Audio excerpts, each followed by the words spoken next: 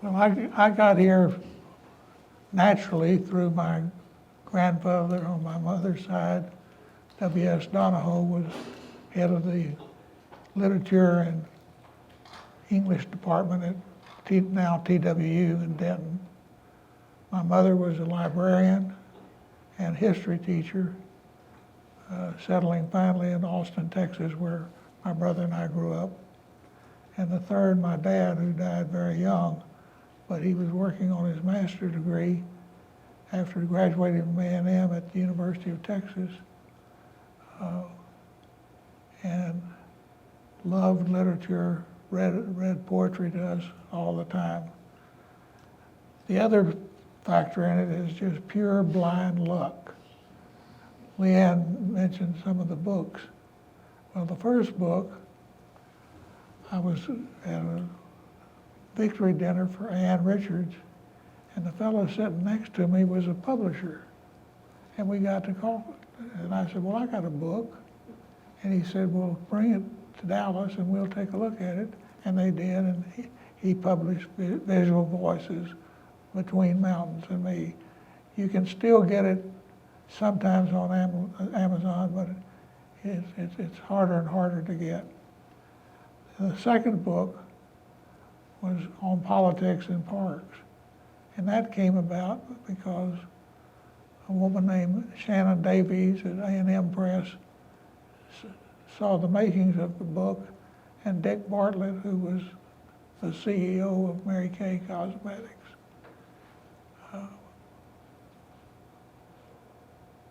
fell in love with the concept. So I said, if I can do the entire span of my life, I'll do it. And so that was published in about 2012, 2013, something like that.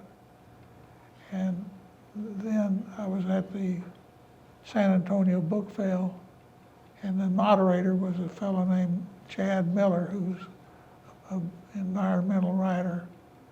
And he said, we just got a big grant to the Nevada Press, and they would like for you to do the book on Glacier for the centennial of the national parks. I said, I'd love to do that. And so I borrowed a friend's house up there near Glacier, and I wrote the book in about a 9-month time, because I knew a lot of it by heart. The final one is this one. Now,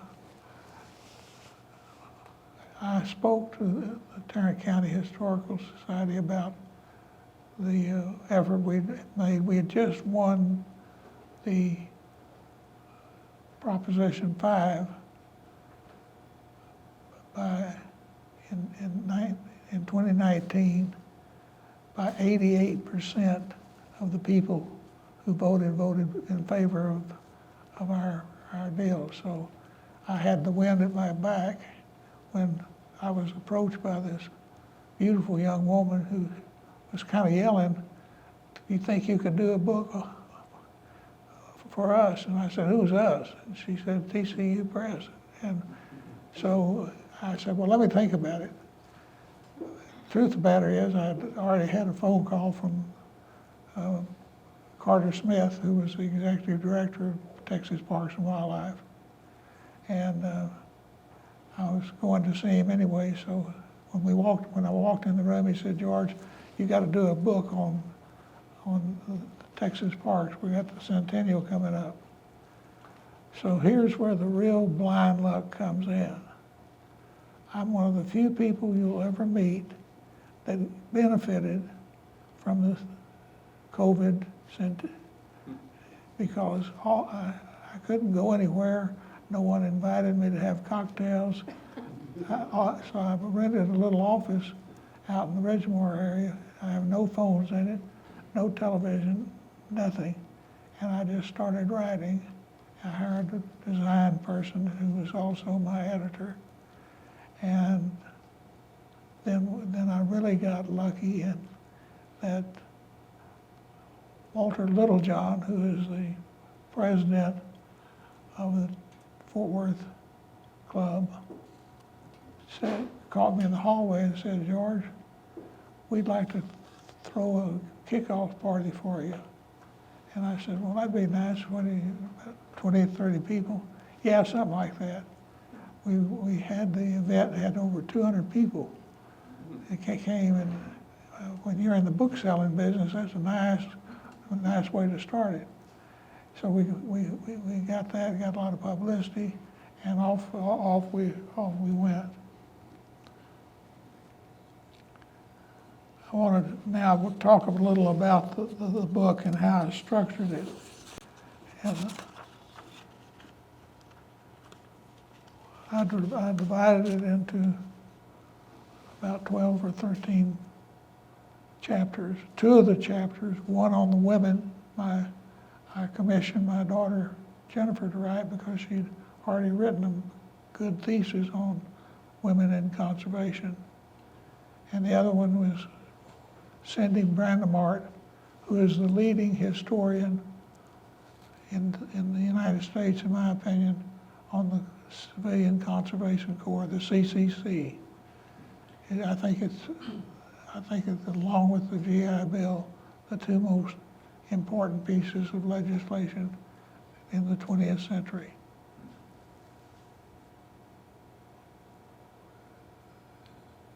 And the women, I won't go through it because it's an interesting read unto itself, but Governor Pat Neff was elected in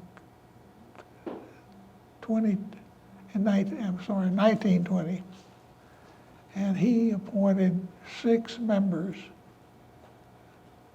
to the State Park Board, which had been created in 1923. Can you hear me all right back there? I kind of come and go, but I've got Parkinson's disease, and one of the things that hits your vocal cords. So if you can't understand, just yell out. I don't care. I'll just keep going. So that's the first time more than one woman were appointed to any board, and this was 3 men, 3 women, and they did a marvelous job. They were kind of the brainstorm of a great man who worked in the national parks and set it up, Stephen Mather. And Mather knew that the Women's Federation had over 250,000 mailable women around the country. And the Texas chapter was set up by some of these same women. And they took on the project of getting the legislation passed in 1923. And they were off and running, they thought. But here's one of the great themes about Texas parks. The legislature created the parks in 1923, and they passed about $1,500 for expenses, and that was it. Nothing for buying parks, nothing for maintenance, nothing for anything. And that held all the way to the Depression. And you would think in the Depression that things would really get dark. Well, FDR, Franklin Roosevelt, had a different idea, and he created the Civilian Conservation Corps. Now, the way he did it, he had a whole stack of papers, and he just wrote, create the CCC, so-and-so will be the director, such and such, and they sent it over to among others, John Nance Garner and Sam Rayburn, who guided a lot of that early New Deal legislation, including the CCC. But they were already at work before the appropriation was made, because they had the votes by a lot. The CCC, anywhere you go in the state, and most of the parks you go to see, had some CCC work done to it. And that's been carried on by various organizations. Pat Neff gets a lot of credit for creating the state parks.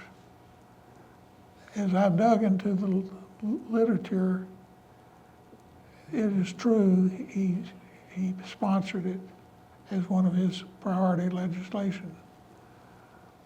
But David Culp of San Antonio, who he appointed chair of the first state park board, really did all the grunt work and got the women organized, and the women organized him. But he stayed with it through 10 years. They got really no appropriations.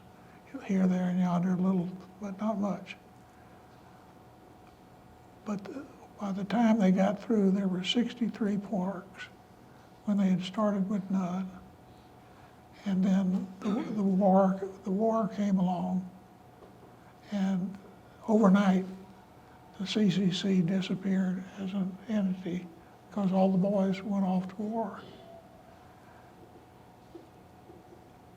Then we got into the late 40s and 50s. We had not only a lack of money, we had drought, the likes of which were never seen in the early 1950, 55, up to almost 1960. But there are a couple of great things, and here I want to kind of flow into something. I don't think Fort Worth has a reputation of being a great parks town, but they've had wonderful leadership all through the years, starting with Amon Carter Sr., who fell in love with the big acreage national park concept of huge parks. Pat Neff and David Culp were more interested in the little 50-acre parks that you still see along the highway, and they were taken over by the State Highway Department, and the little historic markers and little small picnic areas is what they really were. And Amon Carter and some of his friends started pushing for something that they called the Big Bend. And the way we got it was very interesting. In order to protect ourselves from that nasty federal government, they made it a state park. But they really had in mind, they just wanted to, till they got the land locked in with money. And they finally put together $1.5 million. And then there's a picture in the book, which is my favorite picture. On June the 6th, 1944, D-Day, Amon Carter had enough power and was enough of a friend of FDR's that he got an audience with him and turned the deed of Big Bend State Park over to the federal government.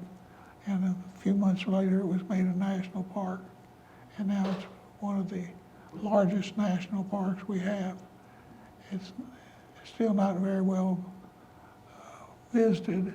I think they had 600,000 last year. Show you the growth. When I went to Glacier National Park in 1961, 300,000 people came through the park. This last year, 3,600,000 came through the park. And that's happening in all the parks around the country. So, among other things, we need new state parks, and we need some new federal, national parks, and then all the local parks that we can get. Anyway, the picture depicts Amon Carter handing FDR on D-Day, not the day after D-Day or the day before, but on D-Day, Amon Carter of Fort Worth, Texas, had the friendship, really, because FDR came to Fort Worth on a number of occasions. One of his sons lived here, and grandchildren, and they came on a regular basis.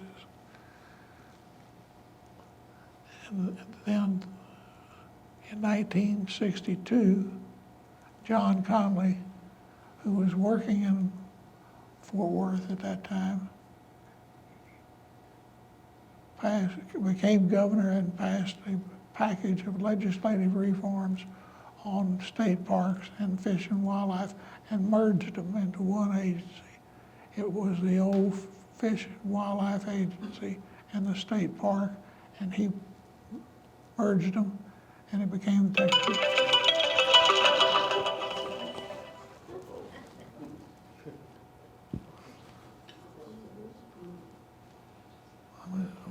I forgot to turn this off. I do turn it. Hey, George. Excuse me. This is a halftime break. If you think it could be serious, ask me to call emergency. Oh, I hope we didn't call emergency. Anyway, John Conley got a bond issue passed for $75 million. As we get further in here, that became peanuts, but they were able to buy another 63 parks.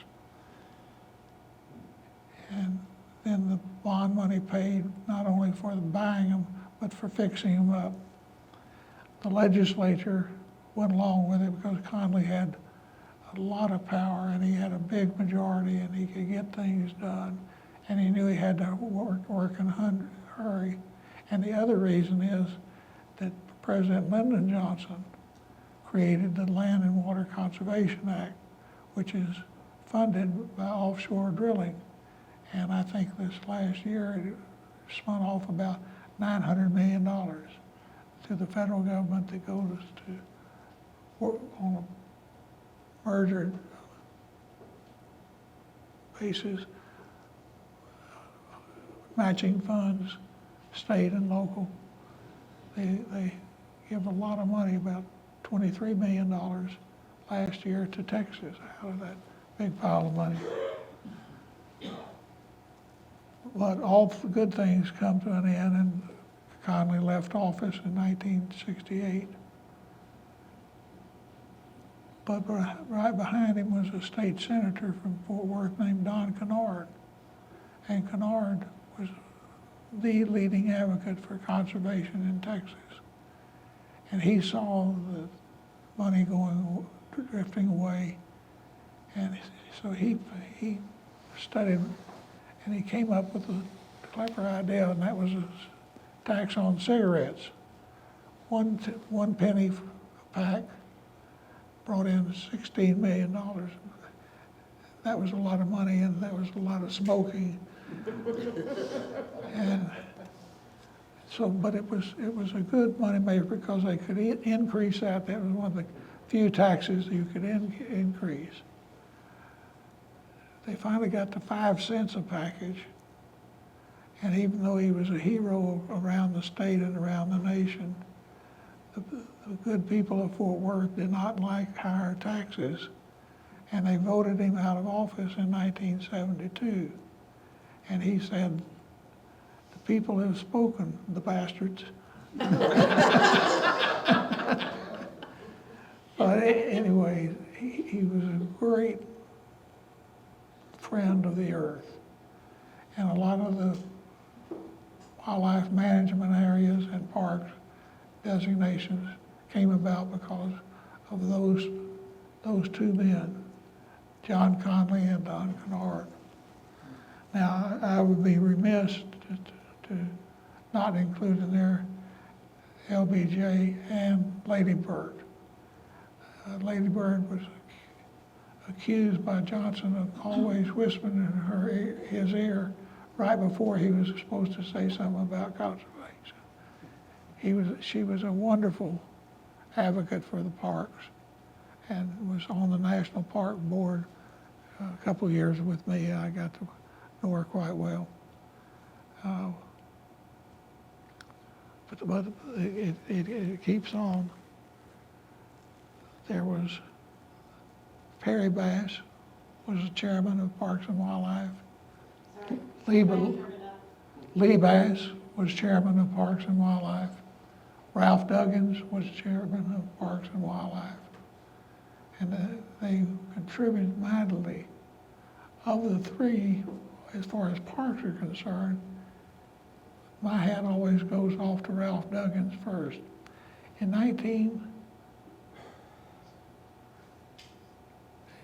2019, we decided we were going to go for all the marbles.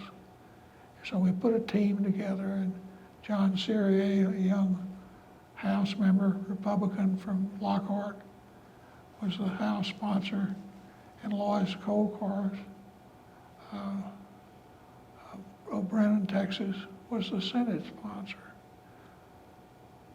One of them went to TCU, Lois, and John Serrier was born here and went to TCU first and then to A&M. So you've had continuous good representation, and we still get things done. We passed that, as I said before, by 88% of the vote. Well, even the most lily-livered legislators will not go up against 88% of the vote. So not only have they left us alone for the last couple of sessions, in this last session, we passed $1 billion endowment fund. And I won't go into details, but just to say it's a very good thing. And it can only be used to buy land. That's what has been one of the problems in the last 50 years. We buy up land. We had some land given to us. The Mellons gave us Chianti Mountain out in West Texas, and then we never used it. And I think, Leanne, are they in a merger position with Cell Ross? I think. I am not sure what the current status is. Yeah, it moved around, but there was a wonderful gift that was given, and nothing happened with it. Well, this is only for purpose of land purchases. But what it does, it frees up the sporting goods sales tax money that we had passed with 2019 in 2019. It was there were 4 or 5 things like that, and so they've already set up a committee that will review, if you can believe it, over 100 applications. There's bound to be some dogs in there somewhere that they'll have to throw out. But anyway, they've got a good evaluation committee put together, and so it's like the end of the book talks about the future and the need to have at least 10 parks for the next decade. And if you take that and stretch it over in the next 100 years at 10 parks, then you got a new 100-year contribution to the state. And we're gonna need every one of them because the population is growing. There's a magnificent picture. It's kind of scary, but how many of you have been in Enchanted Rock down near Fredericksburg? The cars are running all the way back 4 miles down the road trying to get in. And they didn't make it. The last thing I want to talk to you about is how we got the funding. Dan Allen Hughes was the chairman of Parks and Wildlife from San Antonio during this time period. And we had a meeting, and Dan Allen and I spoke up and said, we've got to go see Dan Patrick. He's the lieutenant governor, I don't care what you think about him. He is controversial from time to time, but he controls the Senate. with an iron hand, and that's how they set it up. So we called for a meeting, we got a meeting in a hurry. We decided we just let Dan Allen go and talk to the Lieutenant Governor. And Dan Patrick, had run on transparency in government and particularly finance, and he said, well, this is not right. They're siphoning all the money off from the sporting goods tax for other things and not for parks. So I'll back you. And he did. And he even went right through this legislation we passed last session of $1 billion endowment program. So that's how the book, now you remember I asked you to think about 32 million. Last year for the biennium, we generated $441 million for parks. That'll keep them busy for a while. So I'm going to stop right there and open it up for questions or comments or anything I can do to make the call.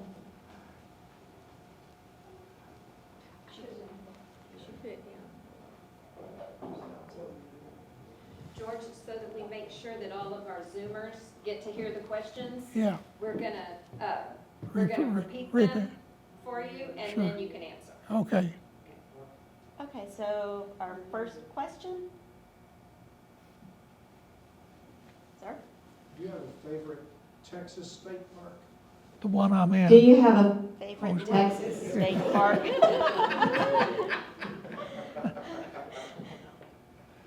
Yeah.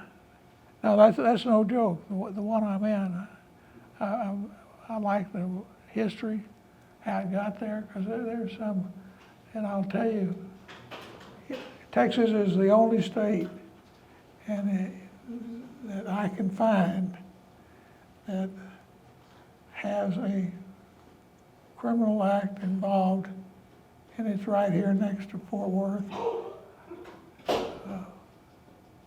Jalapeno Mountain State Park, which will open soon. There's a place that's still there, the Mule Lip Saloon.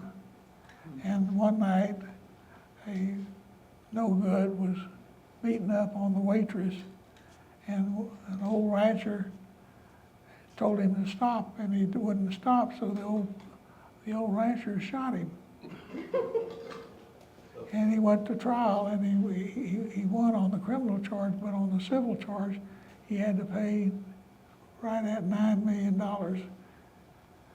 And Parks and Wildlife happened to have, because we traded cash for Eagle Mountain Lake, which was not being used as a park.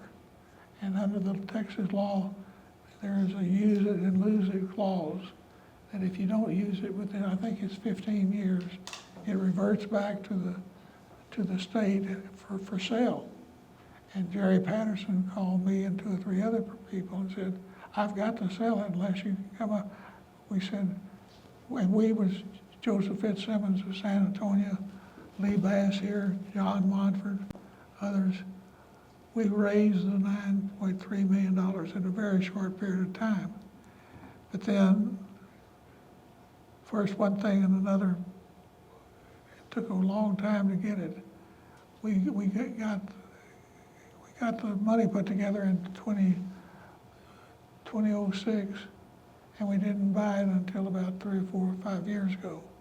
But it's going to be finished. It'll be the first state park in 25 years, which is a long time, and we need more of those parks right now. When we got the money, we got the willpower to do it, and we'll get there. But it takes patience. I can add to a little bit on the Jalapeno Mountain State Park, they have a very active social media, so if you're interested in following along their progress, you can sign up and follow their pages. I think they're on Instagram and Facebook at least. And you can see all the building they're doing, all the beautiful scenery that's going to be available to the public in the future. They do a great job with pre-publicity. And we have a question from a Zoomer. Do you still travel to the park site under construction like Palo Pinto? Yes, I was out in Strong in the park area about a month ago. They have a friends group that meets, and I love it. Strong, except for Mary's Steakhouse, was a nothing town. But the town fathers and mothers have gotten together, knowing full well that business is going to pick up right handily when they get it finished.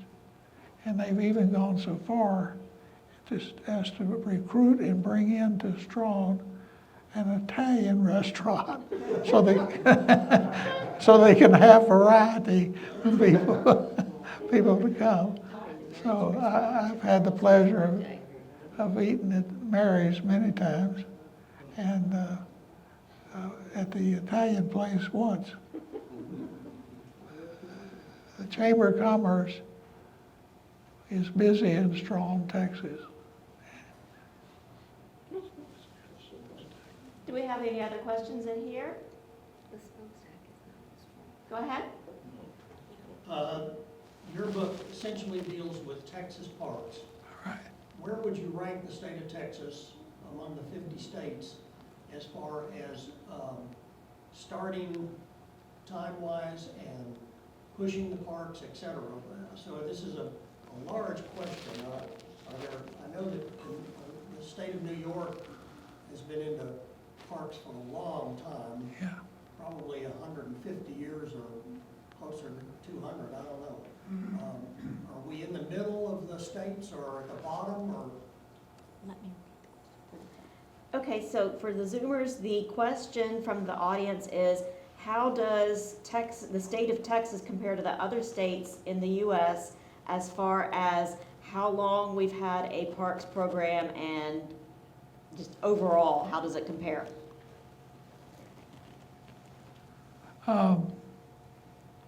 When I first got started, which was in 2001, Texas was ranked right ahead of Mississippi in terms of numbers of acres, other measurements they have. We are now in the top 5 or so, and the Texas Parks and Wildlife Division, the Parks Division, won some big national award as the best park system, and I'm not quite sure who the giving agency is, but the Texas Parks and Wildlife people are very proud of it. And apparently they went past, and probably New York, who does have a magnificent system. But you don't have to go that far to go out of state. Arkansas has a very fine state park system, really because of Mike Huckabee, who was the governor. And he traveled the state to raise their sporting goods tax triple-fold. And you think, well, what is a conservative like Mike Huckabee? He said, because if we have good parks and good places to stay, they'll come to us. And he won his election by 65-70% of the vote. I want to leave you with this because it's on my mind a lot lately. John Syrier in the House was a Republican, is a Republican. Lois Colcourse is a Republican. But I went out and recruited the head of the Democratic caucus, Chris Turner, which is right down the road here, and he brought all the Democrats into working with Syria. And they wound up, there are 150 House members, they wound up with all but one. And he's that crazy fellow named Strickland, and the Republicans didn't weep that he didn't sign on. In fact, they were glad to see him go. Same thing in the Senate side. We lined up, we, mainly being Dan Patrick, more or less told the members, both sides, what to do, and they got it passed with unanimous vote. The reason I bring that up is that we're in a real situation where you can't even talk to somebody from across the aisle without being criticized by somebody or a lot of people. In our putting together the sporting goods sales tax and the endowment tax, we've never had a harsh word between any of the House or Senate members. They went about their work, they got it done. I think one reason is, particularly in the House, they have so many damn fool votes that a good solid vote for parks is something they can go back home and at least brag about. You know, some of the stuff they pass, they don't want to brag about it. They work on it, but anyway, that's George Bristol talking. And I'd like to keep it that way because there'll be other park votes we'll have to make. So we'll continue to work to get them good information about the economic benefits of parks as well as the ethereal benefits of parks. You have a question? Yes, beyond Palo Pinto State Park, are there any speculations of where the next one might be? The audience asks if there are any speculations of where the next park will be after the Palo Pinto State Park. There are 4 park designated that have to be developed out. One is the Powderhorn, which is down on the coast. It'll be a magnificent coastal park. And they've got the money now, and they've already started working on the various build-outs. The second one is Chiani Mountain State Park, and it'll be finished in 4 or 5 years. The money is already set aside. The Gronkowski, right outside of San Antonio, is a very large ranch that the Gronkowski family deeded over to Parks and Wildlife for a park. And right now it's a wildlife management area. But as soon as they get the money together and such, they'll build that out. And then, as I said, there's over 100 applications that have flowed into this commission. One of the things that just happened when they passed the bill so fast, we didn't know how to handle it. So the governor's office, just last week, before last, said that the funds, the interest, and any other income that flows out of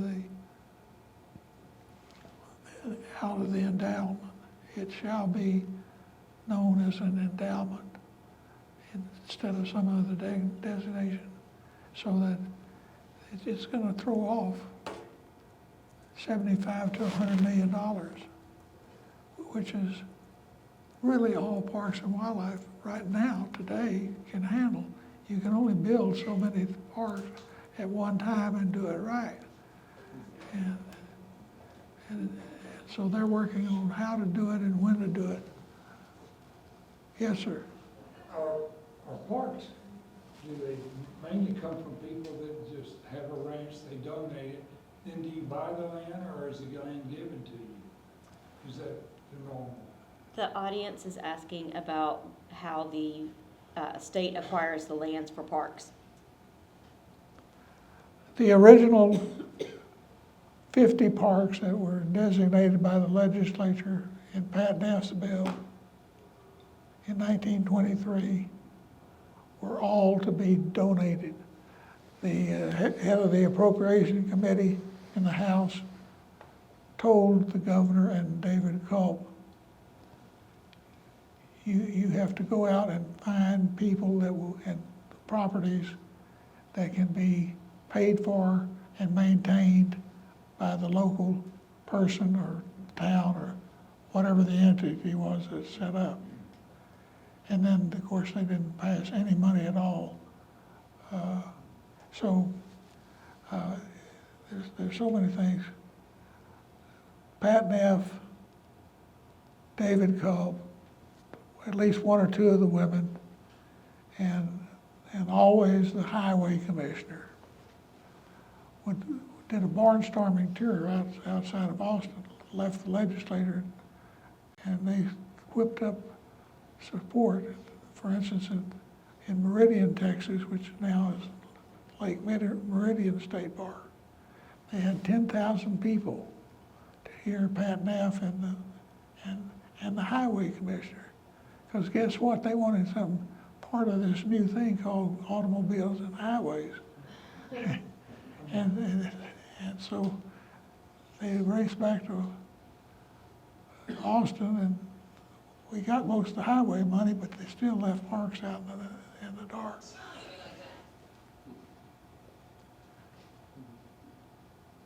So we have a question from the Zoom audience. From your experience, do you see any difference between the philosophy and mission of our state park system versus other states?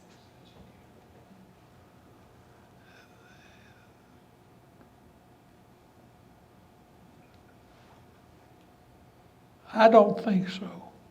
And the reason it took a while, I was kind of running through some of the other states. The philosophy that governs the national parks and the state parks is conservation versus preservation.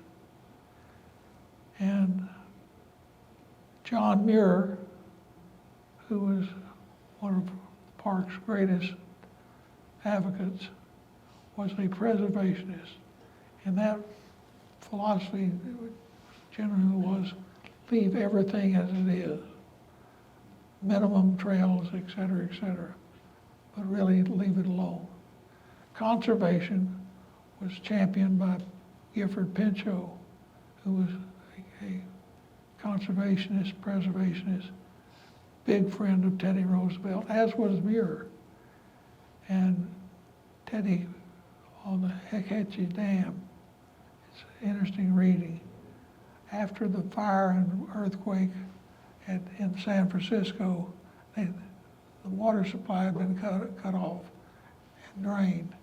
And they wanted to build, or at least business people wanted to build a dam on the Hetchy Lake.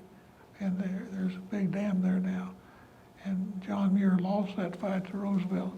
But Roosevelt worked with him on a lot of projects, and they got a lot of things done.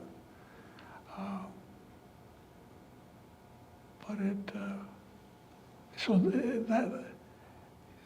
that you see it all the time. Glacier Park, which I love, is 1 million acres, and only a smidging of that is roads and stuff.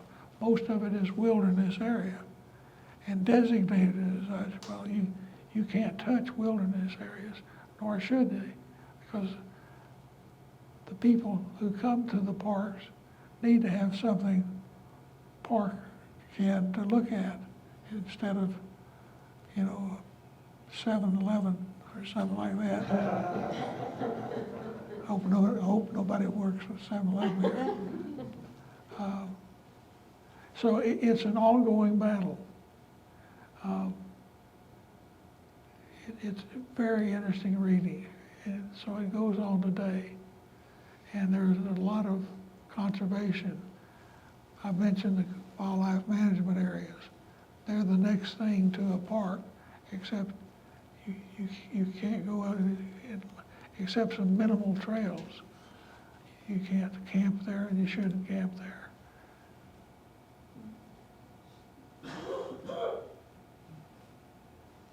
David?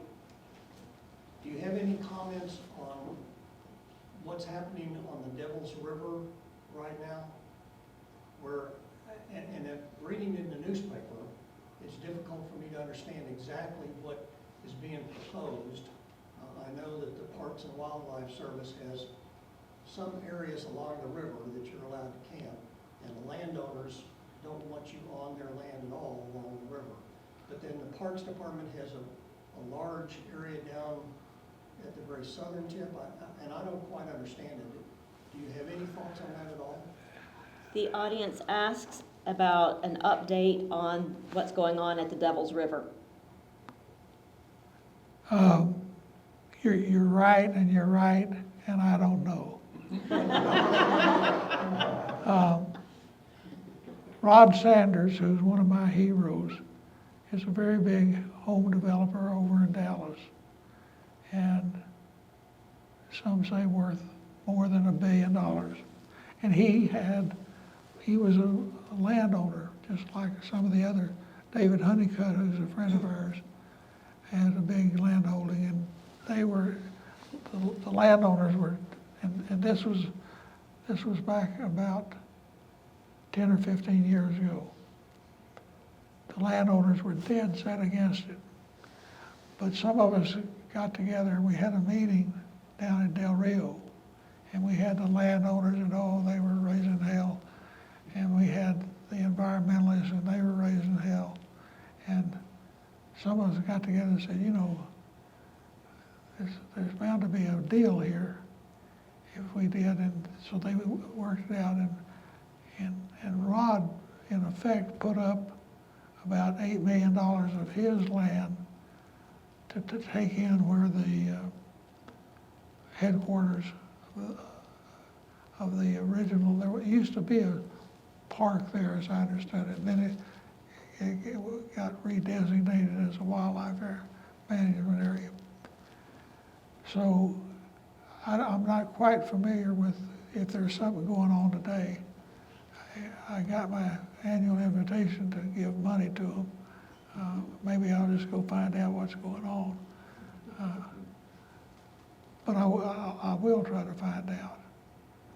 In one of the articles I read, at the very last paragraph, it said that the aim is to be able to allow more people on the river than what the Park Service allows right now, because there's a limit as to how many people per day can actually start off from where the road is that they can put in.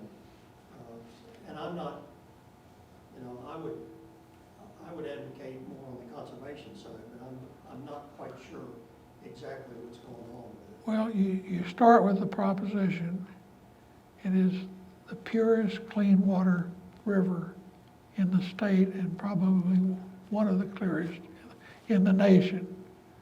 And that's got to be protected at all costs, because it's so delicate how the water flows out, et cetera, et cetera. And maybe what you're talking about, a Japanese company, I think, wanted to buy land up above it and put houses along the rim. Well, you can imagine nothing would drive the existing landowners and the environmentalists and the conservationists into one camp. And they raised Cain, and I thought they blocked them, but I'm not sure. But I can find out. That'll give me something to do this afternoon.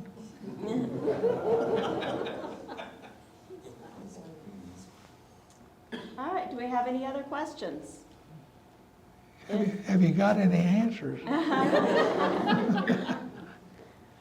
know, when we talk nowadays, we talk about needing the kids to learn more about nature, because otherwise they won't be the ones that want to preserve it. You know, all the different parks and stuff, and so getting the kids out is getting to be a bigger and bigger challenge. And just curious what kind of programs and, you know, to get the kids connected do you think are out there, and what works? Well, there are a number of really good programs. The Children in Nature being one of them. My daughter ran that program for years, and she's gone over to writing. She's picking up where I'm leaving off. She's written 2 wonderful books on birds, and one of them is called Birding in Cemeteries. And when she came to me with the project, I thought she was crazy. She said, well, let me drive you over to Dallas from Fort Worth. And they went to the oldest black cemetery in Dallas. And we came around a corner, and this tree that was about as tall as this was full of bluebirds. I'd never seen so many bluebirds.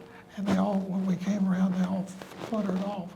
And it was just this huge band of flock of bluebirds. And we went here, and she said, now wait just a minute. Here came another group in. So I said, I think you got something here. Well, it's been a bestseller for all the spring months, and she's getting ready to publish another one. So I'd say you ought to buy at least 2 or 3 different books. Okay, we do have another Zoom question. What are your hopes for Texas state parks for the next 100 years? That they read my last chapter of my book and do exactly as I said.